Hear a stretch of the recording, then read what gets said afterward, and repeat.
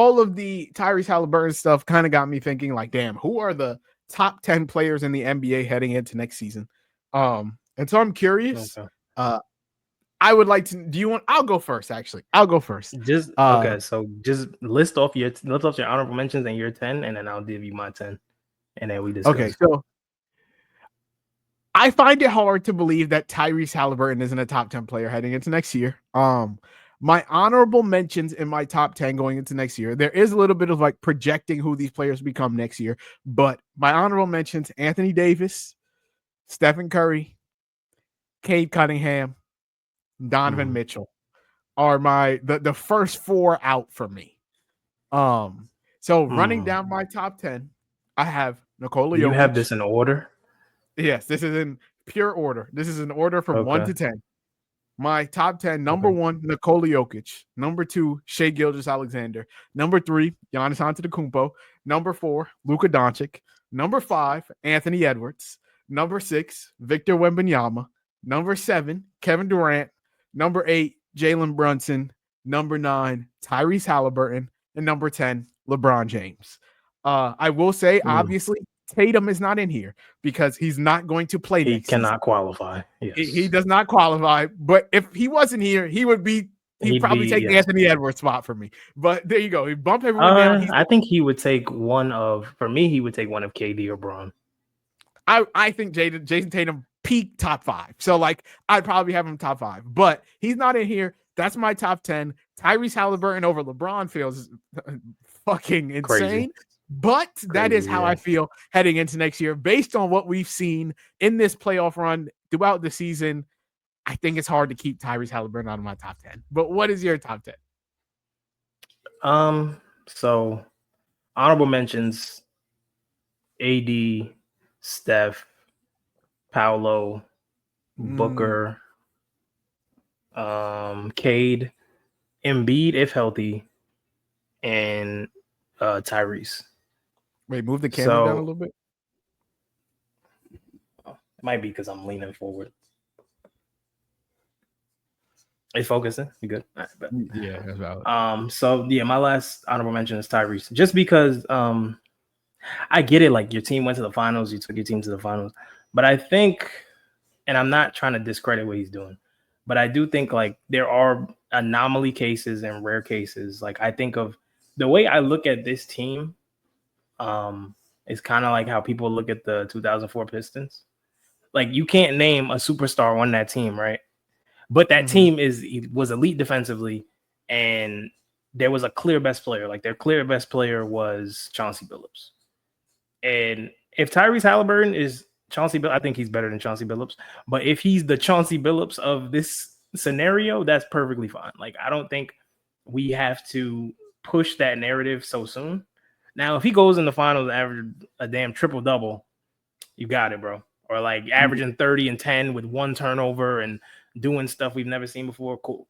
But as of today, I would probably put him like 11 or 12, which I think is respectable. I think that's fine.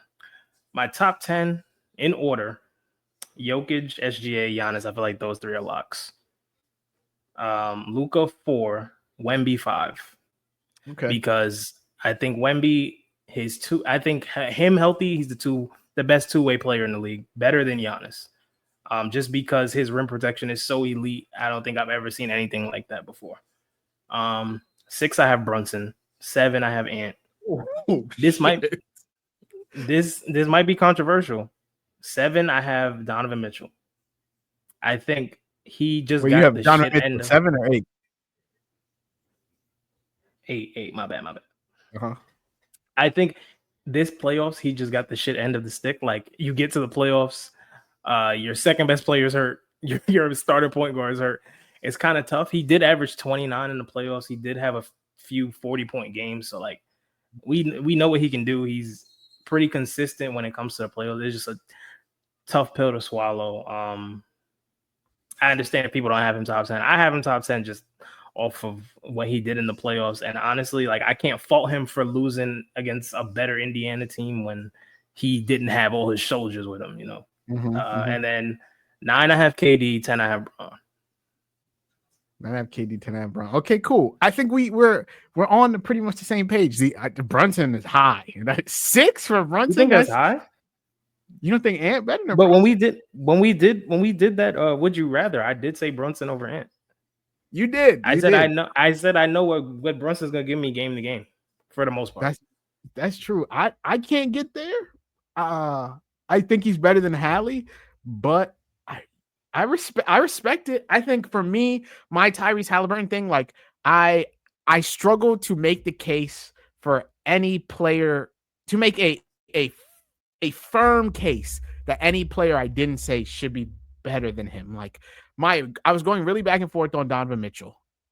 And I don't know, bro. Like back-to-back Eastern Conference Finals appearances for Hallie. It's not like the Hawks season, you know. Like he's now done it twice. He's now going to the finals. But I will say, last year they were fortunate. Like last year, I felt like they were just able to get through because they played a lot of teams that just weren't healthy. And granted, they played the Cavs that weren't healthy, but then they played a fully healthy Knicks team. So I mean, all the controversy and criticism about not playing healthy teams and just skating through these kind of just go to bed once you realize they beat a Knicks team that beat the Celtics. And then a lot of people forget, Hallie got hurt in that Celtics series. Like he missed a lot of that series. And so like I forgot. Yeah, you know, like they were playing that series with Andrew Nembhard as their best player.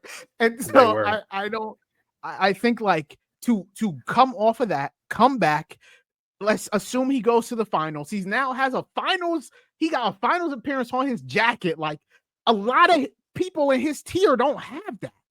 And so I do have to, and it's not like he's the second best player, third best. He's the best player on that team by far. And so I'm putting him over the Donovan Mitchells. I'm putting him over the Evan Mobleys. I'm like, being the best player on a championship team isn't something Anthony Davis can say. It's not something that Cade Cunningham can currently say. It's not something that it is something that Devin Booker can say. So if you were doing a draft, like a fantasy draft, and you were like an NBA team doing a fantasy draft, you would take Tyrese Halliburton over all those names you just said? Because that's basically what, like, because you're saying like he's a championship player, but that's why I use this Pistons comparison, because I'm like, he is the best player on his team for sure. I don't think Siakam is bad. Like I think Siakam's a great second option to have when the rest of the team is so balanced. But like, how great do you think he is in terms of like leading a franchise, just like year after year? Yeah, I think I would take him over Book at this point. Whoa, that feels crazy to say. I don't know. I don't know, bro. This is what we was talking about last week, bro. I don't know. It's tough. I think he benefits from appearance. You know, like, Book has a finals appearance. And so it's like, okay, and he was up 2-1. He was 2 games away from a chip. Like, damn. But I will say, at this point in time, yeah, fuck it. I would take him over Book. I would take him over Donovan Mitchell. I probably would. I'd probably take him over Donovan Mitchell. I'd take him over Anthony Davis. The person I have the most trouble saying I wouldn't take him over is Cade, if I'm being dead ass honest with you. And I don't even think Cade's not in my top 12 next season. But if I'm talking player for player, like I really like the player that Cade can become. But right now, a lot of people are on Cade. Tyrese Halliburton is top 10 for me. I think if anyone should be pissed, it's Donovan Mitchell, because I do think he has a decent case of like, I'm the best player on this team. We just won 65 games. I came into this playoff run missing half of my starting lineup. I had 40 in a game and we still lost. Yeah. It's like, I do, and he's a two-way player. So like, I do think he has a decent case. I think he has a great case. And I think that two-way thing definitely holds some weight. Like half of the guys in my top 10, maybe like 40% of the guys in the top 10 that I have are two-way guys. Like Giannis, Wemby, Ant, Spider, and then Braun sometimes, KD sometimes, but like, And SGA, I guess SGA is a two-way player. He's a two-way guy. Yeah. The only guys that I really have issues with is the two white men. I think consensus-wise, we have a lot of the same players. So I'm glad there's a consensus top 4 players in the NBA. Shout out Luka Doncic. And then after that, it gets kind of whoever you pick your poison kind of